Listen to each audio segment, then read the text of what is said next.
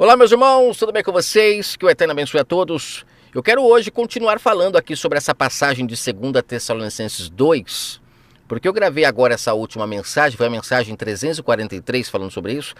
Essa mensagem é uma mensagem antiga, eu peguei ela e coloquei novamente no canal, porque eu estava ouvindo ela nessa semana e achei assim muito interessante diversas coisas que foram ali explanadas, que foram faladas, e eu quis trazer ela de volta, mas eu quero fazer um complemento a essa mensagem 343. Eu comentei nessa mensagem 343 sobre esse iníquo que seria levantado e que faria com que as pessoas voltassem a apostatar, e essas pessoas apostatando, no verso 4 ele diz exatamente o que é apostatar. É deixar de buscar ao Pai como de fato é para se buscar. No verso 4 fica claríssimo que o filho da perdição, esse que seria levantado em meio a uma grande apostasia, ele faria com que todas as pessoas não adorassem mais ao Criador da forma correta, porque ele se assentaria no templo do Criador, querendo se parecer ele, e com isso as pessoas não conseguiriam mais buscar ao Pai da maneira correta. Eu creio que na mensagem 343 você já conseguiu absorver ali o que Paulo, de maneira muito profunda, está tentando falar aqui nesse contexto. Mas você precisa ter a mente espiritual para compreender. Porque a grande maioria das pessoas, por estarem já com esse níquel no entendimento, elas estão seladas. Essa questão de selo é muito interessante, né? Porque ser selado é estar com a mente já fechada. Não entra luz, não entra nada, não consegue mais. O selo está se falando de uma tampa. Colocou e não deixa entrar mais nada. Quando fala de ser selado, a marca da besta, que tanta gente fala, está dizendo que você não aceita mais nada, já está com aquilo já impregnado, tomou conta. Qualquer pessoa pode falar qualquer coisa que você não ouve. Isso está ligado a estar selado. Por isso que a Escritura fala que existe o selo do Criador e existe o selo que é o selo do iníquo. Quando fala de iníquo, está falando de mentira, o selo do engano. Por isso que fala que é filho da perdição. Quem está enganado está perdido. Esse selo é isso. É você ou está com a verdade, ou no caso aqui com a mentira, ou está com a verdade. Você não pode ter os dois. E aqui, nesse contexto, se você está selado com o engano, você sempre vai acreditar que esse templo aqui é um templo físico, que esse iníquo que vai se assentar, ele vai se assentar em um templo físico. Aí você fala, não, mas já está tudo preparado, o terceiro templo em Israel já está tudo já pré-montado, só falta o anticristo se manifestar. Sabe por quê que já está preparado? Justamente porque você acredita que será assim. Enquanto as pessoas estiverem na grande apostasia que foi colocada em suas mentes para não buscar o Pai da forma correta, elas são patrocinadoras de tudo isso que está acontecendo. Nós precisamos destruir esse engano para retirar o iníquo da mente das pessoas. Porque o iníquo, conforme Paulo fala aqui, ele se assenta na mente das pessoas, porque é aqui que é de fato a casa do Pai, o templo dele. Ou nós não somos o templo do Espírito Santo? 1 Coríntios 3, versos 16 e 17, lá Paulo chega a falar, vós sois o santuário de Deus. Se alguém destruir a voz, essa pessoa será destruída também. Será que o mesmo que escreveu em 2 Tessalonicenses, que escreveu em 1 Coríntios 3, 1 Coríntios 6, O mesmo Paulo que falou em Atos 17, que o Criador que fez os céus e a terra não habita em santuário feito por mão de homem. Será que aqui em Tessalonicenses ele está trazendo que é um templo físico que esse Nico vai se assentar? Ou ele está tentando mostrar para aqueles que renovam o seu entendimento o agir na mente das pessoas? Se você abrir o seu livro Bíblia lá em Ezequiel 8, você vai ver lá em Ezequiel que o povo de Israel, eles tinham colocado dentro do templo de Israel uma imagem que causava ciúmes ao Criador. As pessoas estavam com essa imagem dentro do templo, mas aí já era o templo físico. Só que é claro, colocou no templo físico, automaticamente, quando a pessoa não está lá no templo físico, ela não pensa. Mesma coisa a pessoa que vai num templo hoje, né, num templo religioso, ela vai lá no templo para ouvir a palavra, né, que eles dizem ser do Criador, porque se baseiam no livro Bíblia para isso. E que de fato é a palavra do Pai, mas dependendo de quem a estiver dando para o povo beber, essa palavra pode estar toda fermentada, como eu falei, porque o livro Bíblia é um livro que tem mais de 2000 anos, né? Não só o livro Bíblia em si tem menos tempo, mas a história. Ou seja, se você não souber dar isso para o povo, você embebeda o povo. E é nesse sentido que nós precisamos tomar cuidado. Muitas pessoas, quando vão nesses lugares, saem totalmente embriagadas desses lugares, porque muitos homens que estão ali como sendo ungidos de Deus, eles estão, na verdade, ali por interesse, estão lucrando. E é claro, quando se lucra, né, é como eu já comentei aqui sobre a analogia com a prostituta. Quando se lucra, né, você vai fazer de tudo para surpreender o seu cliente. E não é isso que muitas pessoas, quando estão pregando, fala muita coisa que o povo quer ouvir. Paulo mesmo falou que levantariam homens que falariam o que as pessoas gostam de ouvir. Isso é a prostituta. A prostituta, ela tem que agradar o cliente. Agora, a esposa não. A esposa, ela pode não ser tão fogosa como uma prostituta, mas ela é constante. Ela ama. Ela não está ligada apenas a dar prazer. Ela quer muito mais do que isso. Ela quer sinceridade, ela quer um compromisso. E é isso que o Pai procura. Aqueles que o adoram em espírito e em verdade são suas esposas. São aqueles que de fato se relacionam com ele em espírito e em verdade. Se há relação, já é casamento. Então, olha como que existe um vinho muito forte que é dado nesses lugares, porque as pessoas ainda acreditam que haverá o casamento, quando na verdade o Pai já está se relacionando com aqueles que entenderam a sua mensagem. Só que colocaram um engano na mente das pessoas, uma mentira. E aquele que não conseguir compreender a verdade, ficará selado e estará entre aqueles que aqui Paulo fala. Não estarão, né? Ele fala aqui em 2 Tessalonicenses, adorando o Pai da forma correta, porque esse Nico está assentado na mente dela, fazendo com que ela busque ao Pai da maneira que foi totalmente contrária ao que o Verbo, quando se materializou entre nós, ensinou.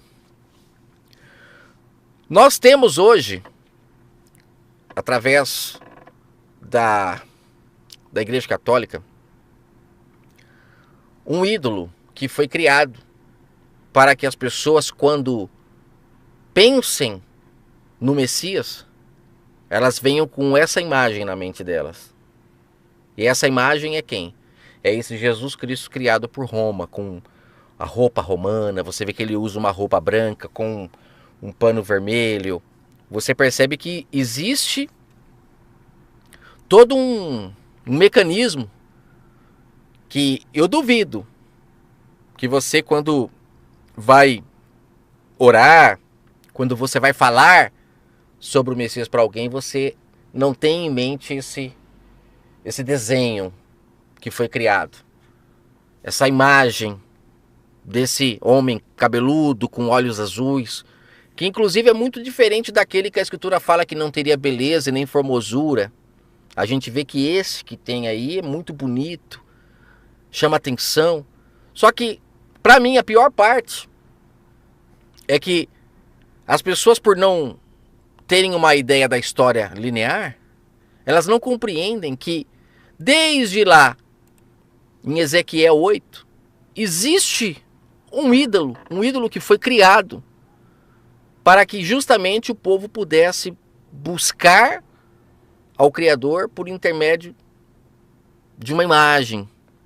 E o pai sempre foi contra isso. E depois a Igreja Católica criou uma imagem do próprio filho, também dos discípulos, tudo, mas a do filho é a que fica mais evidente na mente do povo. E a pior parte de tudo isso é que eles, com essa imagem, conseguiram fazer com que a mensagem que foi trazida para o povo de Israel, como o Messias fala para a mulher cananeia, foi trazida para os filhos. Nós, na época, éramos os cachorrinhos. Nós éramos os gentios como ela. A mensagem que foi trazida para os filhos, eles com essa imagem conseguem trazer toda essa mensagem para nós. Porque colocaram no nascimento do Messias, começando a nova aliança. E as pessoas pensam que tudo que está escrito de Mateus para frente é nova aliança. E praticam isso. Ou seja, estando mortos como aquele povo estava. Porque o próprio Messias, ele veio para dar vida a Israel, porque Israel estava morto. Eles estavam mortos espiritualmente, praticando rituais, tradições, e o Messias veio para ressuscitar aquele povo. Por isso que ele ressuscita Lázaro, por isso que ele cura os cegos, por isso que ele cura os surdos, que era para que as pessoas pudessem entender que ele veio fazer isso. Por isso que ele era a luz do mundo. A luz do mundo, quando fala mundo, a gente pensa numa luz externa, mas não, eram suas palavras que iriam rasgar o véu na mente das pessoas para elas separarem a velha aliança, o modo antigo de buscar o Pai, para agora buscar do modo novo. Porque no modo antigo foi necessário para que o Pai pudesse se materializar em carne e poder trazer a sua mensagem. Após ele vir trazer a sua mensagem, o véu se rasga e a partir daí acabou a velha aliança para agora iniciar a nova. Só que isso só começa quando, como Paulo fala em Romanos 7, que eu comentei na mensagem 343, no corpo do Messias ele finaliza a lei. Ele ali, de fato, põe fim ao modo antigo de buscar o Pai para que agora as pessoas o busquem da maneira nova. Como Paulo fala em Romanos 7, de uma maneira linda, que ele fala que quando o marido lei está morto, se o seu marido, né, que você estiver casado, morreu, agora você pode se casar com outro. E Paulo ali está falando que no corpo do Messias finalizou o marido lei.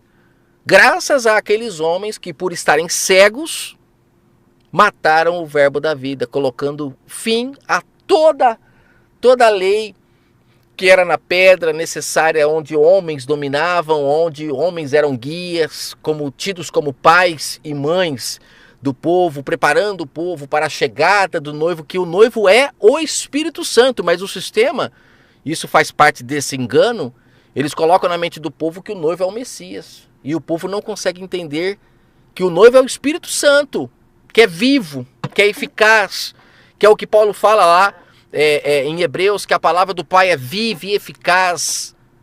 A palavra dele é o seu Espírito Santo, mas aí esses homens conseguiram pegar a palavra do Messias, que foi para os filhos, colocaram em um livro, misturaram velha e nova aliança, deram para o povo comer, e o povo hoje não consegue buscar ao Criador em espírito e em verdade, como o Messias falou para a mulher samaritana. Buscam fisicamente como Israel buscava, e por isso estão em trevas, e isso é a grande apostasia.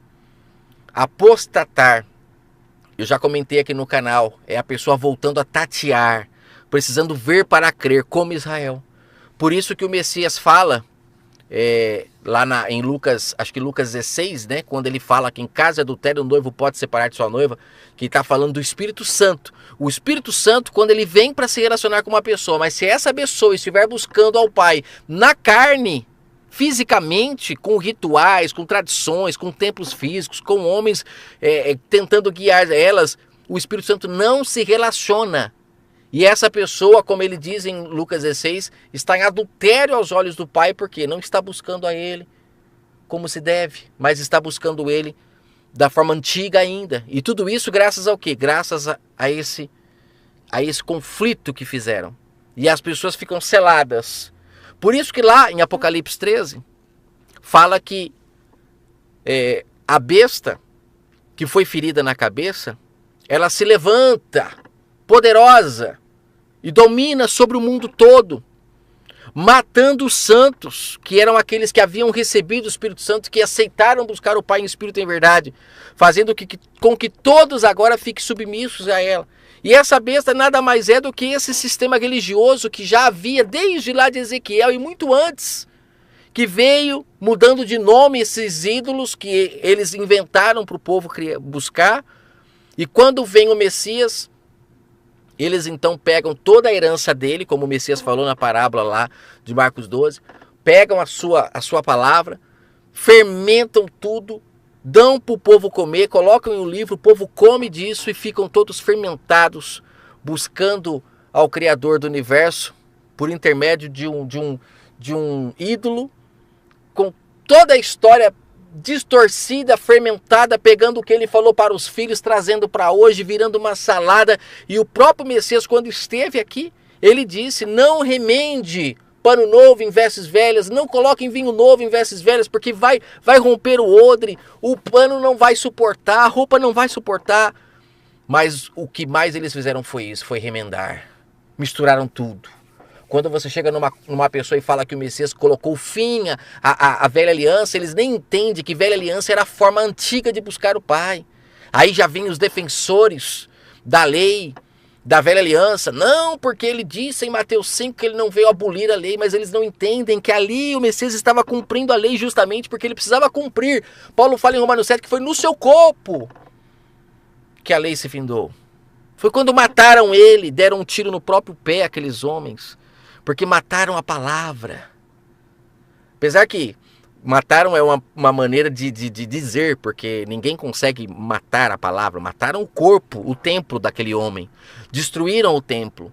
Mas como Paulo fala lá em 1 Coríntios 3, eles iriam também sofrer consequências porque destruíram a morada do Altíssimo quando mataram o Messias. Mas o Messias, ao matarem ele, foi aí onde então o Pai conseguiu implantar o seu reino. E aqueles que o buscam o Espírito em verdade adentram para o seu reino. E saem da mão desses homens, como o Messias mesmo disse, que os lavradores, né, que são os mordomos infiéis, perderiam o controle da vinha, justamente porque não agiram da forma correta. Agiram de forma enganosa, de forma mercenária. O próprio contexto diz: não misture as coisas, né, do pai a mamon. Você ou serve a um ou serve a outro, mas aqueles homens riram dele, caçoaram dele, mostrando o quanto eles estavam entregues aos seus próprios interesses. Eram ali os ricos que estavam dando migalhas para o Lázaro, que era o povo estava doente por causa que eles não estavam dando pão todo para o povo, estavam dando apenas migalhas. E quando você come migalha, você fica desnutrido, sem vitamina. E foi isso que o Messias encontrou quando chegou em Israel. Uma Israel toda cega, surda, paralítica, mas ele ali tentando abrir os olhos daquele povo, tentando mostrar a eles a verdade. Mesmo assim foram induzidos a matar o verbo da vida, mas foi aí que o Pai tirou a mordomia daqueles homens e deu a quem? Aqueles que o buscam o Espírito em verdade. Mas aqui em 2 Tessalonicenses, Paulo está deixando claro que a apostasia voltaria, as pessoas voltariam a buscar o Pai de maneira antiga.